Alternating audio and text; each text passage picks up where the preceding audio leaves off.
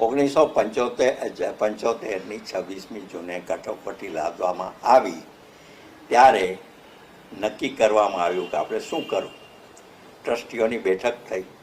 સામાન્ય રીતે સેન્સરશીપ અને ગાઈડલાઇન્સ ન માને તો જપ્તી આવે, ઝડપી આવે, જેલ આવે, છાપું બંધ કરી દેવું પડે.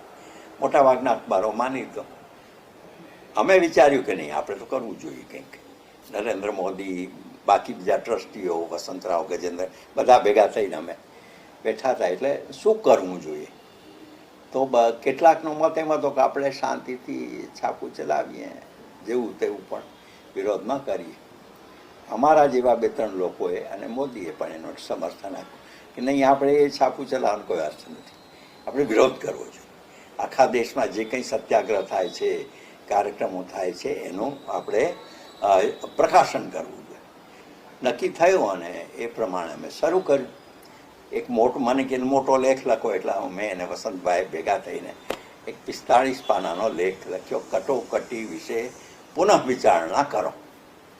એમાં બધી વિગતો આવતી હતી. ગયા સેન્સર અધિકારી પાસે એણે ચોકડા મારી દીધા. એમાં એક પાના ઉપર ગાંધીજીનું વિધાન હતું. એ દિવસોમાં પછી કોર્ટમાં કેસ ચાલ્યો. જે ન્યાયમૂર્તિઓ હતા આપણી તરફેણમાં કે આ તો ન થાય, વિચારવા. પહેલી મુદત પડી, સરકારે ચાલાકી વાપરી, સરકારી વકીલે ત્યાં ડીલે કરતા જાઓ, મુદત માગતા રહો. બીજી મુદત આવી એટલે અમે ન્યાયમૂર્તિને કહ્યું કે જલ્દી આનો ચુકાદો લાવવો જોઈએ. એટલે 13મી ઓગસ્ટે 1975 કોર્ટે કહ્યું કે આ છેલ્લી સુનાવણી છે, આજે અમે ચુકાદો આપી દઈશું. ચુકાદો સ્પષ્ટ હતો કે આપણને મુક્તિ મળતી હતી લેખ છાપવાની. સેન્સરને ખબર પડી. શરૂઆત 11 વાગે અમારા ઓફિસમાં અધિકારી આવ્યો સેન્સર અને ઓર્ડર આપ્યો કે તમે આ લેખ છાપી શકો છો, અમે પાછું લઈશું. એટલે આપણે તો રાજી થઈ ગયા, પણ કંઈ દાળમાં કંઈક કાળું હશે.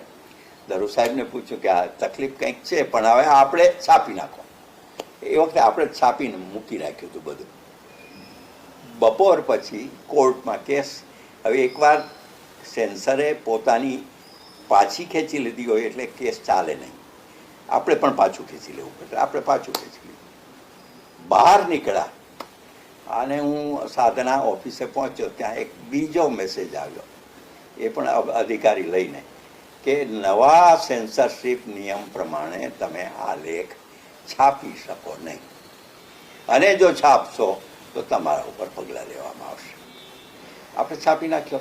બરાબર 15 ઓગસ્ટ આવતી હતી અને 15મી ઓગસ્ટે ભદ્રના કિલ્લા ઉપર બાબુભાઈ જસભાઈ પટેલ વ્યાખ્યાન આપવાના હતા કટોકટીની વિરુદ્ધમાં. એ વખતે આપણો વધારો 1 જ પાનાનો હતો, એ છાપ્યો. લગભગ 70,000 નકલો લોકોએ જોઈ કે પહેલીવાર સેન્સરશીપનો ભંગ કરતો છાપવા આવ્યો. બાકી છાપવામાં આવું કરતા નહોતા. એટલે તરત સેન્સરનો ઓર્ડર આવ્યો કે તમે આ ભંગ કર્યો છે. આપણે જવાબ આપ્યો કે તમે જ્યારે પહેલો નિયમ આપ્યો, પહેલો ચુકાદો, ત્યારે અમારું છપાઈ ગયું હતું, અમે ભલે મોકલી આપ્યું. એ તો માને કોણ? એટલે આ રીતે આપણે આખું વર્ષ સત્યાગ્રહોની સમાચારો આપીએ. અટલજી જેલમાં હતા, એને ગુજરાતની બહેનોએ રાખડીઓ મોકલી હતી, એમને આપવામાં આવી.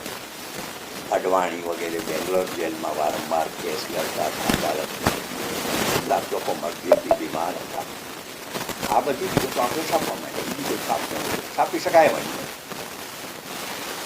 દર વખતે નોટિસ આવે સેન્સરની, પણ આપણે કંઈ માનતા નથી. એમાં આપણે લોકશાહી વિશે છાપ્યો.